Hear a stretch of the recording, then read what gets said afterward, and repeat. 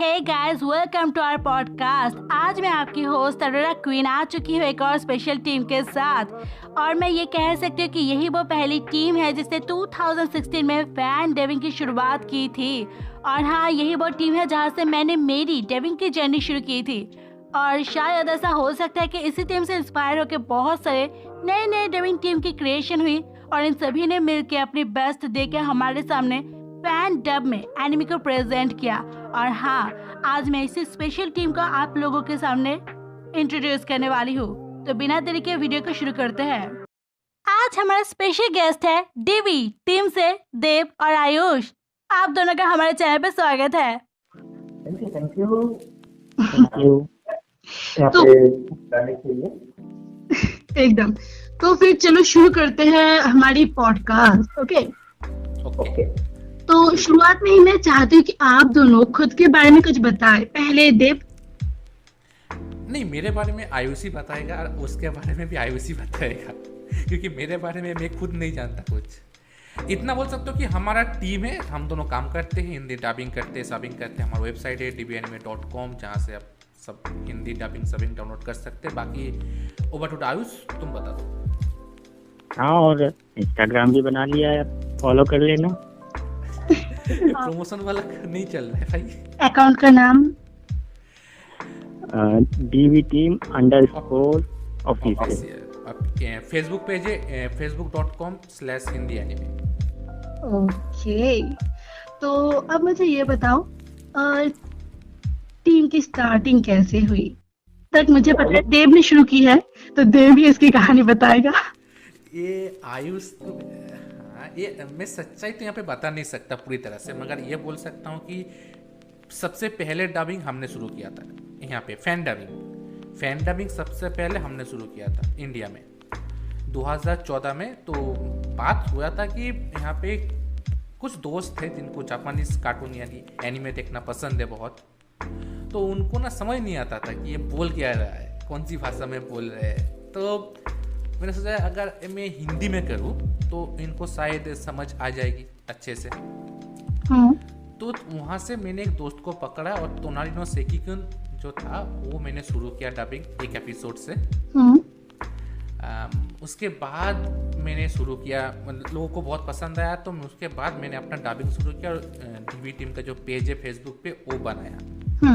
और मेरा खुद का वेबसाइट था उससे पहले, फ्रीडम वर्ल्ड, उसको मैंने बदल के डीवी टीम का वेबसाइट बनाया। तो यहाँ से जाननी शुरू हुआ था। उसके बाद मैं डबिंग पे पूरी आया 2016 के आखिर में। और फिर उसके बाद मैंने सोल बास्टर से लेके बोटो से लेके फिर मैंने जापानीज ड्रामा, फिर गार्डन ऑफ वर्ड्स से लेके एक मूवी डब करना शुरू किया और अभी भी चल रहा है। ओके। तो आयुष ने तुम्हारे टीम को कब ज्वाइन किया? आयुष मैं तो काफी बाद में आया था। ओके, लगभग कब? 18 शायद 2018। ओके। और देव, तुमने टीम स्टार्ट कौन से साल में किया था? मैंने टीम स्टार्ट किया था 2016 में। ओके, ये तो बहुत पुरानी टीम है। हाँ, और मैं अकेले डबिंग करता था 2014 से। हाँ। ओके। और शायद मैंने तुम्हारी टीम को ज्वाइन किया था 2018। मैंने भी उसी टाइम पे ज्वाइन 2017। ओह, अच्छा। 17 में किया था, याद है? तब तुमने बहुत सारे डबर्स दिए, तो मैंने किया था मॉन्स्टर स्ट्राइक एनीमे, उस समय मैंने किया था एकदम। और सच कहूं तो मेरी जो ये डबिंग की जर्नी है तुम्हारे टीम से ही शुरू हुई थी।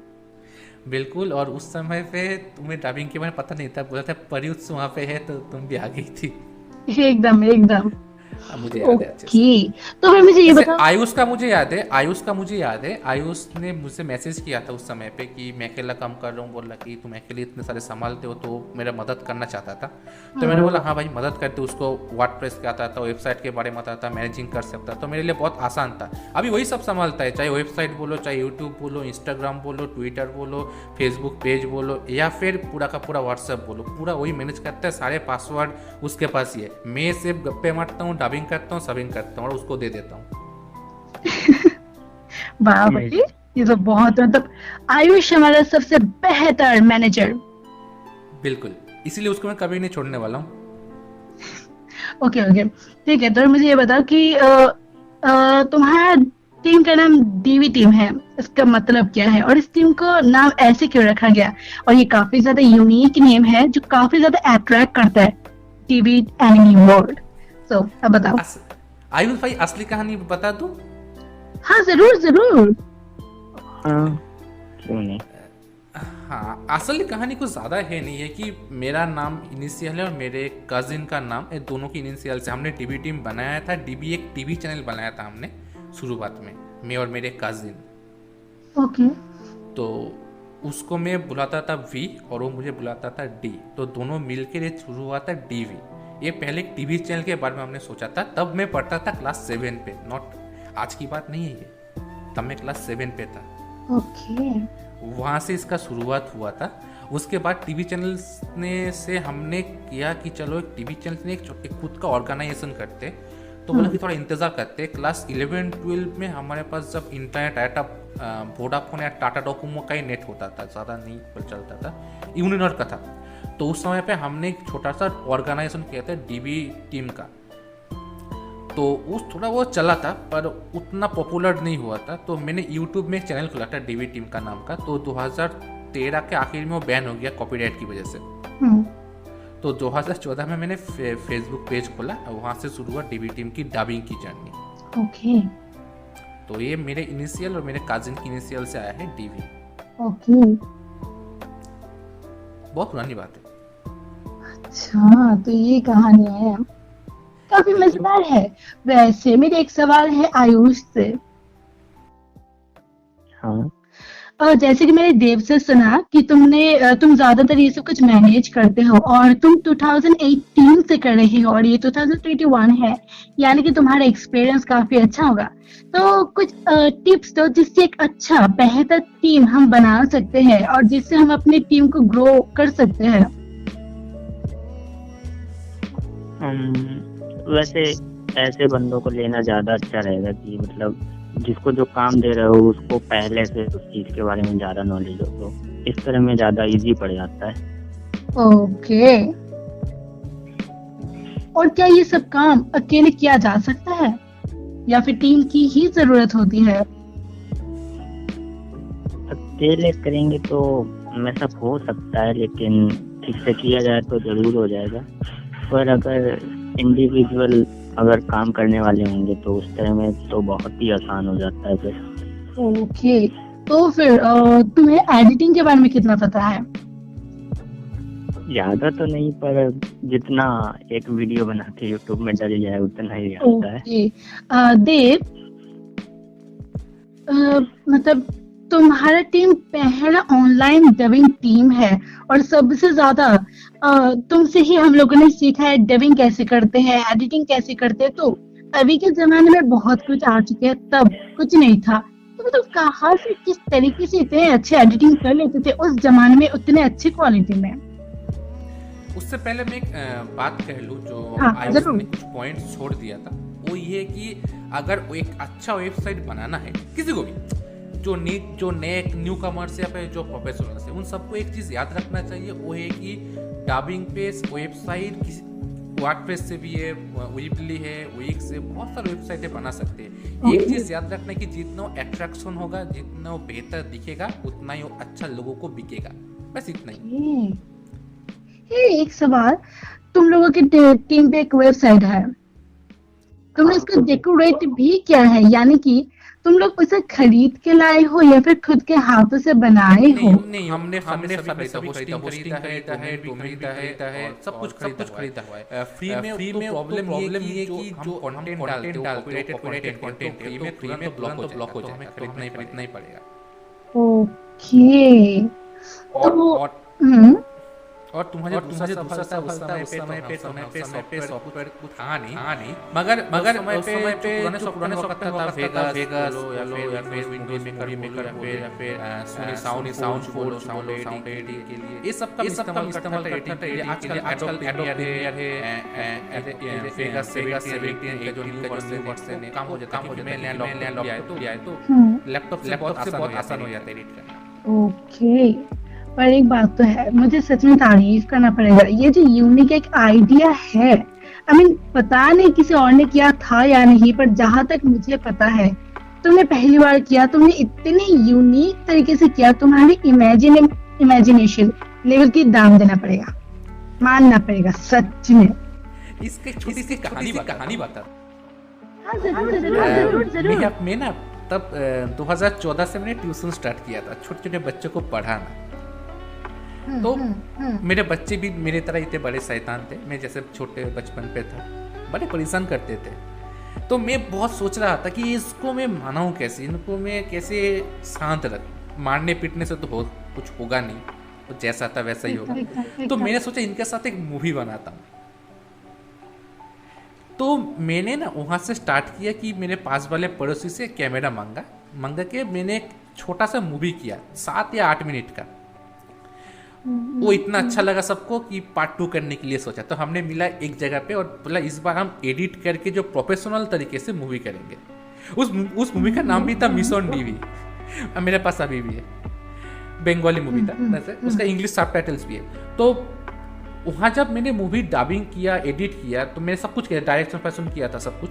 तो जब मैं एडिट करने बैठा तो तब मैंने देखा कि सारे साउंड तो अवेलेबल है नहीं, मतलब बहुत सारे साउंड थे। तो उस समय पे मुझे लगा कि मुझे साउंड्स की ज़रूरत है, म्यूज़िक की ज़रूरत है, बनने अच्छा नहीं लगेगा। तो मैं खुद साउंड क्रिएट किया, जब खुद ही पैर रख के उसको रिकॉर्ड किया, खुद ही प्लास्टिक को दबा के उसको रिकॉर्ड किया, वगैरह वगैरह जो एसएफएक्स साउंड होते थे, साउंड अलग अलग डाउनलोड किया। तो मैंने वही तरीका एनीमे पे अपनाया कि अगर मैं यहाँ पे कर सकता हूँ तो एनीमे में क्यों नहीं कर सकता। सारे साउंड हटा के खुद का साउंड लेके डबिंग करना। तो वही से मेरा आइडिया आया था, वही से शुरुआत किया था मैंने छोटा एक मस्ती मजाक की मूवी किया था, वही से मुझे आइडिया आया था। तो फिर मुझे ये जानना है कि तुमने तुम्हारी टीम में पहली कौन सी एनिमे को डब किया था हिंदी में? हिंदी में मैंने सबसे पहले जो किया था वो था, उससे सबसे बहुत पहले किया था मैंने याद है तोनारी नो सेकिकन, मुझे याद है। उससे पहले भी मैंने एक दो किया था छोटा मोटा। मगर मैं अगर परफेक्ट बोलूँ तो डीवी टीम के लिए, वो डीवी टीम के लिए नहीं था पहले वाले, वो था तोनारी नो सेकिकन। उसके बाद बोरुतो, साइको कुसो, सारे एनीमे किया था मैंने, जो बोरुतो किया था। उसके बाद में मूवी पाया, Garden of Words, Silent Voice, पतेमाइन वाटेड, 5 Centimetres per Second, One Piece Gold, City Hunter. उसके बाद वन पीस जो अभी नए जो किया एनीमे डबिंग, क्लॉकवर्क आइलैंड। तो उसके बाद ये सारे कारनामा शुरू हुआ। सबसे पहले जो इसमें जो सबसे इम्पोर्टेंट बात है, थोड़ा सा मज़ेदार भी है, वो ये कि जितना स्क्रिप्ट लिखना, इसमें सबसे मुश्किल काम होता है स्क्रिप्ट लिखना।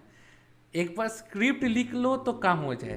तो मुझे पहले हिंदी, मुझे 2011 तक हिंदी नहीं आती थी, बिल्कुल नहीं आती थी 2011 के आखिर तक। तो मैंने 2012 में किसी हिंदी दोस्त से मिला, बात किया, तो उससे बाद हिंदी सीखा। हिंदी मुझे बिल्कुल नहीं आती थी। तो उसके बाद हिंदी सीखने के बाद मैंने थोड़ा बहुत अपने ऊपर काम किया कि स्क्रिप्ट में सबसे बड़ी प्रॉब्लम होता है जेंडर प्रॉब्लम, जो हर बंगाली का होता है हिंदी में जेंडर प्रॉब्लम। यानी मैं एग्जाम्पल दूँ तो अगर तुम पानी होता है लड़का, बारिश होती है लड़की, पानी गिर रहा है, बारिश गिर रही है, तो ये सब चीज़ें दिमाग खराब कर देते हैं।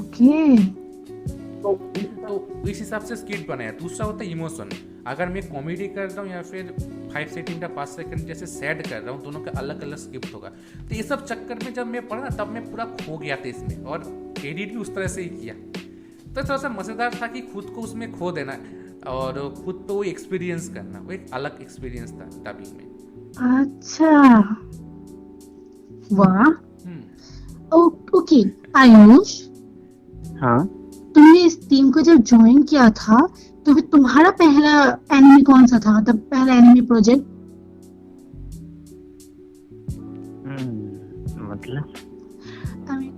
मतलब आयुष ये बोल रहा है कि मतलब कोई एनिमे प्रोजेक्ट तो होगा जो तुम्हारा पहला था, जैसे कि मेरा था सेकिनो, मैं भूल गई। तो इस तरह हम कह सकते हैं कि 5 क्या नाम था उसका, 5 सेंटीमीटर पर सेकंड। ओके, तो ये तुम्हारा पहला था। हाँ, उसका भी एक कहानी है वैसे बहुत हाँ मजेदार। जरूर बता, मुझे सुनना है। 5 सेंटीमीटर पर सेकंड मुझे मैंने डब करने का भी सोचा नहीं था, कभी नहीं सोचा था 5 सेंटीमीटर पर सेकंड डब करने का। तो हुआ कि यहाँ पे कोलकाता पे जो पता है रविंद्र सदन नंदन, तो पता ही है, तुम तो यहाँ के हो, सुना तो होगा ही। रविंद्र सदन नंदन के बारे में सुना है ना, कलकत्ता में जो पार्क स्ट्रीट के पास है, पार्क स्ट्रीट के पास है। तो वहाँ पे ना एनिमे फेस्टिवल चल रहा था, तो मैं और मेरे 2 टावर्स मिलके वहाँ पे गए थे एनिमे मूवी देखने। तो वहाँ पे बहुत सारे जापानीज थे कोलकाता में, वो लोग सबको स्वागत कर रहे थे। तो वहाँ पे हमने 5 सेंटीमीटर पर सेकंड देखा और मैंने बोला इसको ही डब करते हैं, अब दूसरा कोई नहीं करेंगे। ओके। तो यहाँ से 5 सेंटीमीटर पर सेकंड डब करने का मेरे दिमाग पे आइडिया आया और सोचा नहीं था बहुत फेमस हो गया। अभी मेरे यूट्यूब में ही शायद 1-1.5 लाख व्यूज़ है, दूसरे एक चैनल पे अपलोड किया था उसमें 4 लाख व्यूज़ आ चुके हैं। तो यहाँ से आया था 5 सेंटीमीटर पर सेकंड का आइडिया। हम खुद देखने गए थे मूवी थिएटर में, तो वहाँ से देख के बड़ा अच्छा लगा था मूवी। तो मैंने सोचा मैं ये डबिंग करता हूँ। ये मूवी बहुत लोग समझ नहीं पाए, नहीं समझ पाएंगे कि बहुत कंफ्यूजिंग मूवी है। ओके, तो यही सब इनको कमेंट आते रहते हैं भाई इसका हैंडलिंग नहीं समझ आया। आज भी मेरे रिव्यू के बावजूद भी उसमें भी आते हैं बहुत। ओके। इसका एंडिंग बहुत लोगों को समझ नहीं आया, इवन पता है। वैसे आयुष एक बात बता, मेरा कितना डबिंग देखा है? वही सारी देखी है 5 सेंटीमीटर के बाद वाली। हाँ तो देखा करना, मुझे सही बताता नहीं तुझे कैसा लगता है? चुपके से देख कर निकल जाता है, मजा आती है, एंजॉयमेंट और क्या। तो मुझे बताया करना, मैं भी तो हिस्सा हूँ ना, मुझे पता चलता है रिव्यू का, फीडबैक का। कुछ बताता नहीं है, कभी देखता है कब नहीं देखता है, कभी खाली रोज बोलता है साबिंग दे। सबसे बेस्ट तो वो वाली लगी थी सिटी हंटर, उसको मैंने 2-3 बार देखा है। सिटी हंटर इसलिए लगा था क्योंकि उसमें मैंने प्रोफेशनल डबर्स को लिया था और इसने एक one of the main role Aditi ने भी की थी, पुलिस ऑफिसर का रोल की थी अदिति ने। हाँ वो मैं पता है, साइको नोगामी उसका किया था इसने, साइको नोगामी का किया था। इतने एफर्ट डालने के बाद तो अच्छा हो गई। हाँ वो बड़ा मजेदार था मेरा सिटी हंटर। ओके, तो फिर देखते हैं। पहले तो मैं देव से पूछना चाहूंगी, मैं दोबारा पूछ रही हूँ कि देव तुमने एनिमे को ही क्यों चुना? क्योंकि देखो आजकल की दुनिया में सिर्फ एनिमे नहीं है, लगभग सभी चीजों का ही फैन डबिंग किया जा रहा है। ऑफिशियल डब तो था ही, पर तुमने स्टार्टिंग एनिमे से ही की थी या फिर कुछ तुमने शायद किसी बंगाली मूवी का क्या कहा था ना, उसके बाद तुमने एनिमे को क्यों चूज किया या फिर कोई कार्टून को चूज किए थे? हाँ मैंने कार्टून भी डबिंग की है, बहुत लोगों को पता नहीं, मैंने द आउल हाउस का भी डबिंग किया हुआ है। तो इन्फिनिटी ट्रेन है, लिटिल मिस फॉर्चून है, सैली फेस है और भी बहुत सारी चीजें हैं। तो फिर तुमने एनिमे को कैसे शुरू किया? ओके मैं सब समझ गई, पर एनिमे ही क्यों चूज किया? जहां तक मुझे पता है कि जापानीज एनिमे के बारे में लोगों को नहीं पता कि एक एनिमेशन है, ये कार्टून है, सभी जानते हैं, पर शायद तुमसे ही धीरे धीरे ये फैला है कि जापानीज एनिमेशन होती है वगैरह वगैरह वगैरह। तो तुम्हें इसके बारे में कैसे पता चला कि ये एनिमेशन है, वो भी जापानीज वाली, और तुमने इसको शुरू किया कैसे किया? इसको मैंने शुरू किया था, सबसे पहले बात है कि मैंने ना सबसे पहले किया था कि तमिल मूवी हिंदी में डबिंग करना है। ओके। तो उसमें बड़ा अच्छा लगता था, मारपीट होता था, एक गिरता था 4 फीट में, 1 फीट ऊपर गिरता था, गाड़ी फाड़ी सब उड़ता था, मजा आता था देखने में उस समय पे। तो तमिल मूवी उतना तब हिंदी में आया नहीं था, उतना नहीं आया था उस समय पे। 2011-12 की बात करो, 13-14 उस समय उतना नहीं आता था, गिने चुने आता था, वो भी यूट्यूब एक्शन पे आता था, फिर बिंदास जो मूवीज नाम का तब चैनल था उसमें आता था। अभी तो आजकल बहुत हो रहा है। तो उस समय पे जब करने गया तो देखा 3 घंटे का स्क्रिप्ट कौन करेगा, सबसे पहली बात। दूसरी बात होता है कि इसमें इतना मेहनत है, मतलब इसका हर एक साउंड ट्रैक पूरा रिलीज नहीं होता था उस समय पे। तो साउंड ट्रैक, उसके बाद हर एक म्यूजिक करने के बाद मेरा अर्निंग हुआ था करीब होता है करीब 200 से 300 रुपये, इससे ज़्यादा होता नहीं था। अगर मैं उसी मेहनत पे कोई सीरीज या फिर कोई एनीमे पे मेहनत करूँ तो मेरा अर्निंग थोड़ा ज़्यादा होता है और मुझे मज़ा भी आता है, क्योंकि तमिल मूवी 3 घंटे देखने के बाद उतना, देख सारी मूवी अच्छे नहीं होते ना, जो बेस्ट होता तो डबिंग हो चुका है ऑलरेडी, और जो साइड है वो करने में उतना अच्छा नहीं लगता था, बोरिंग फील होता था। 1 घंटे देखने के बाद ऐसा लगता कि स्ट्रेच हो रहा है, नहीं करना, क्योंकि उस समय पैसे उतना मैटर नहीं करता जितना आज करता है। आज ज़रूरत है पैसे की, उस समय उतना नहीं था। तो मैं सोचा एनीमे पे आते कम से कम मैंने 6000 के ऊपर एनीमे देखे, तो मुझे पता है कौन सा अच्छा है कौन सा टब नहीं हुआ है। और तुमने मैं कौन सा कितने टब एनिमे पसंद- देखे हैं? तुमने कितने एनिमे देखे हैं? फिलहाल 3600 3384। बाप रे, ऑसम। मैंने शायद 500 देखे हैं। आयुष, तुमने कितने एनिमे देखे हैं? 10। 10? हाँ 10। शायद तुम बिगिनर हो कोई नहीं। काफी है उसके लिए, वो इतना बिजी रहता है ना एडिट वेबसाइट में, उसके लिए 10 भी बहुत ज्यादा है। हाँ, मैं समझ सकती हूँ, स्कूल वगैरह के चक्कर भी तो रहता है ना। वैसे उसके पास टैलेंट बहुत है, उसके पास वो सही से इस्तेमाल करेगा ना बहुत अच्छा करेगा वो। ओके, तो ठीक है। आयुष, हाँ तुमने पहला एनिमे कौन सा देखा था? आई मीन बचपन में या फिर जब भी हो, पहला एनिमे कौन सा था जिसे तुमने देखा था? किसी के ड्रैगन बॉल जी होता है, किसी का पोकेमॉन होता है, तुम्हारा कौन सा था? इस तरह तो काफी, वही पहले तो स्टार्टिंग में डोरेमोन वगैरह, और फिर जैस गर्ल पे गए, फिर डाटन जंप। और देव, तुम्हारा? भाई मुझे पता था डोरेमोन एनीमे था बचपन पे ये कार्टून था। नहीं, बाद में पता चला, पहले तो हम कार्टून समझते थे और चिल्लाते रहते। मेरा पहला था सच बोलो तो था जोरो, माइकेत्सु जोरो था मेरा पहला एनीमे था बचपन में, जोरो। वो आता था सहारा वन पे हिंदी में। और पता है, जब हम लोग देखते थे ना, तब ना एनिमैक्स आता था, तो उसमें देखा था 7 डेडली सिंस। मेरा पहला एनीमे था जोरो, सहारा वन पे आता था 2000 की बात है, तो 1999 या फिर 2000 के करीब वो आता था। उसके बाद आता था जंगल बुक, जंगल पास, तो ये चड्डी पहन के फूल खिला, तो मोगली जो आता था ना, वो आता था उस समय पे। पहले जब दूरदर्शन पे था, DSN पे, तब तो मैं पैदा नहीं हुआ था, 1994 पे, तब तो मैं पैदा ही नहीं हुआ था। पर उसके बाद सहारा वन पे आता था इस पे तुम्हारा 6:30 बजे, 6 बजे से लेके 6:30 तक आता था जोरो, और 6:30 से लेके 7 तक आता था जंगल बुक। और 2000 की बात है, वो मेरा पहला था। मैं घर पे ट्यूशन पढ़ूँ ना पढ़ूँ, मास्टर जी को भागा के मैं वो देखता था टीवी पे, मुझे याद है। अच्छा, शक्तिमान को भूल गए लगता है। अरे मैंने नहीं था।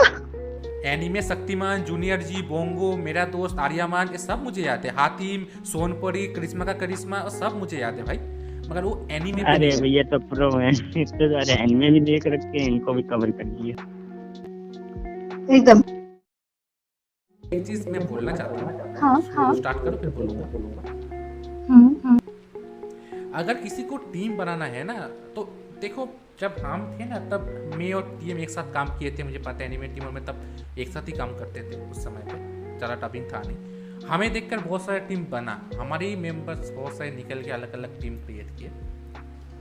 तो प्रॉब्लम है कि टीम बनाना और टीम को चाहना दोनों अलग बात होती है। एक बात हमेशा याद रखना, जो नए होते हमेशा ऐसे टीम बनाओ इसका तो कि तुम उस पर पूरा ट्रस्ट कर सको। अगर खुद अपने हाथों में सब कुछ लोगे तो वो भी ठीक है, अगर दूसरों पे ट्रस्ट करोगे वो भी ठीक है, मगर एक चीज़ अकेला बहुत कुछ नहीं कर सकते। तो जैसे मेरे पास आयुष और मार्टिन है, तो ऐसे बंदे होने चाहिए, वरना टीम नहीं चलेगा। ये तो है। और सच कहूं तो अगर कोई प्रोजेक्ट लेते हैं तो प्लीज उसे कंप्लीट करें, बीच में ना छोड़े और चैनल डिलीट ना करें। बहुत गुस्सा आता है। मेरा एक ही प्रोजेक्ट बाकी है सोल मास्टर पर, मैंने पता नहीं कब करूंगा। एकदम ओके। 2-3 सवाल कर लेते हैं फिर चले जाएंगे। हाँ, रुको। ठीक है, तो फिर मुझे ये जानना है कि आज तक तुम्हारे कितने सीरीज डब कंप्लीट हो चुके हैं? क्या तुमने गिना है कितने मूवीज और कितने सीरीज? मैंने कभी डबिंग सीरीज किया नहीं था, मैं तो सीरीज ऐसे ही किया था, मगर मैं अगर सच बोलूँ तो मैंने सिर्फ मूवीज किया है। और मेरे डबिंग सीरीज बस मैं करता था सॉफ्टवेयर चेक करने के लिए, मैं सॉफ्टवेयर काम कर रहा है कि नहीं, मैं स्क्रिप्ट लिख पा रहा हूँ कि नहीं, मेरा हिंदी कैसा चल रहा है, वगैरह वगैरह सब चीज़ के लिए। आयुष को ही पता है मेरा हिंदी कितना बेकार था पहले, अभी भी बेकार है, पर थोड़ा बहुत सही हुआ है पहले से। ओके।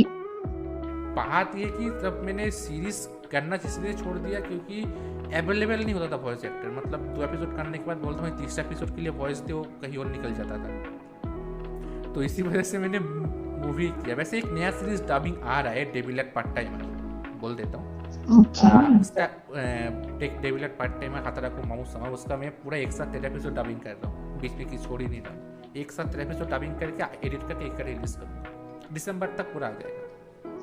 और अब तक कितने सीरीज, मतलब इस सभी का कितने सीरीज सब कंप्लीट कर चुके हो? सबसे पहली बात बताऊं तो मुझे डीवी टीम का दो हिस्सा है, कि यूट्यूब का हिस्सा और एक है फेसबुक का हिस्सा। फेसबुक वालों को पता है हम सिर्फ सबिंग करते हैं, डबिंग कम करते हैं। यूट्यूब वालों को पता है हम सिर्फ डबिंग करते हैं, सबिंग कम करते हैं। ओके तो टू बी ऑनेस्ट यूट्यूब वालों को ज्यादा नहीं पता कि हम सबिंग बहुत किए है, और फेसबुक वालों को नहीं पता हमने डबिंग बहुत की है। तो ये एक बड़ा कॉन्ट्रास्ट चलता है यहाँ पे। तो सबसे पहले क्लियर कर दूं कि जो सुन रहे हैं यहाँ पे हमारे इस पॉडकास्ट को, कि हम हिंदी सबिंग भी बहुत सारी की है। और अगर आप कॉमेडी और थोड़ा बहुत इस्सेकाई का फैन, या फिर आप थोड़ा सा कुछ हटके करके एनीमे देखना चाहते हो ना, इवन हाई स्कूल डीएक्सटी भी हमने पूरा सबिंग किया हुआ है, तो प्लीज़ हमारे सबिंग भी देखिए, जो मज़ा आएगा बहुत देखने में। ये नॉर्मल सबिंग नहीं है, इसमें बहुत अलग तरीके से हमने सबिंग किया है, तो सबको मजा आएगा। और साइज भी ज़्यादा नहीं है कि नेट ज़्यादा जाएगा, बहुत कम है साइज, तो आप सब देख सकते हो इसमें सबिंग कम करके। मतलब बहुत ज़्यादा यहाँ पे बहुत हमने करीब करीब 100 से ऊपर एनिमे सबिंग किया हुआ है।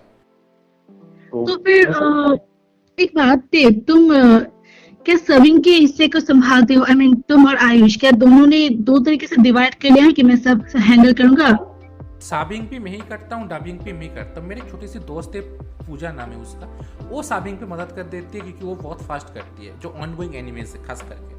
और बाकी मैं ही खुद करता हूँ सबिंग, क्योंकि मुझे पसंद है सबिंग करना। और डबिंग भी मैं खुद करता हूँ, सभी मैं ही खुद करता हूँ, स्क्रिप्ट मैं ही लिखता हूँ, एडिटिंग भी करता हूँ खुद से। तो फिर अब तक कितने सीरीज का सबिंग कंप्लीट हो चुका है? 100 से ऊपर कंप्लीट हो चुका है। जो ऑनगोइंग एनिमे चल रहा है वो चल रहा है बस, जो ऑनगोइंग है, जो मतलब ऑनगोइंग मतलब होता है कि जो इस महीने रिलीज हुआ है वो एनिमेज। ओके तो यही करते हैं हम, दो ऑनगोइंग एनिमे शुरू करते हैं और बाकी सारे पुराने एनिमेज खत्म कर देते हैं। आजकल सबर्स बहुत ज़्यादा आए हैं, क्योंकि आयुष ने कुछ ढूंढा है 3-4 सबर, तो उनकी वजह से मेरा बोझ कम हो गया कि मैं थोड़ा डबिंग पे ध्यान दे पा रहा हूँ। ओके अच्छा, तुम लोग जो इतने ज्यादा हार्ड वर्क करते हो, इसके ऊपर ऑडियंस का कभी कभी गुड और बैड मतलब कमेंट आते रहते हैं, तो इनके ऊपर कुछ कमेंट करना चाहोगे? पहले आयुष बताते फिर मैं बताता हूँ। हाँ जरूर, आयुष बताओ। सब कुछ तो अच्छा ही है, पर वो डिमांड करते रहते हैं ये डब कर दो वो डब कर दो, तो उनको टाइम लग जाता है, या फिर मना करने या फिर उनको टालने में बड़ा अजीब लगता है बस। ओके, यानी कि ज्यादातर, अच्छा ठीक है, तो फिर तुम्हें क्या लगता है कि ज्यादातर बैड कमेंट या फिर अच्छे कमेंट आते हैं, या फिर दोनों का मिक्सअप होता है? और मुझे पता है कि कभी कभार कुछ ऑडियंस स्पैमिंग करते हैं, इन सारी चीजों को कैसे हैंडल करते हो? उनके लिए तो कोई जो सब लोग करते हैं, या तो इग्नोर कर दो, या तो एक बार उनको समझा दो कि नहीं हो पाएगा, या फिर ऐसी प्रॉब्लम्स हैं, तो कभी कभार तो मान जाते हैं लोग, समझ जाते हैं। ओके अच्छा, एक और बात रही कि देखो इतने साल गुजर चुके हैं, नए नए टीम आते जा रहे हैं, न्यू टीम यानी न्यू चैलेंज। तो इस चैलेंज में अपनी टीम को सबसे ऊपर रखना या फिर बेहतर जगह पे रखने के लिए जो हार्ड वर्क होती है, पूरा अकेले करते हो या फिर कोई हेल्प करता है? आई मीन ये जो इंस्पिरेशन तुम्हें कहाँ से मिलता है? कि कभी तो ऐसा फील होगा कि चलो अब छोड़ देते हैं, पर नहीं, तुम लोगों ने कभी गिव अप नहीं किया, तुम लोग अभी भी कंटिन्यू करे, तो ये इंस्पिरेशन कहाँ से मिलता है? वैसे बेसिकली मैं बताना चाहूँ कि हम लोग 3 लोग हैं, मैं, देव और मार्टिन। तो एक ने गिव अप किया तो दूसरे ने बताया कि भाई नहीं, अभी और करना है, आगे बढ़ना है, अभी बहुत ऊपर तक जाना है। तो ऐसे ही ये जो ट्रायंगल बन गया ना, ये घूमता रहता है।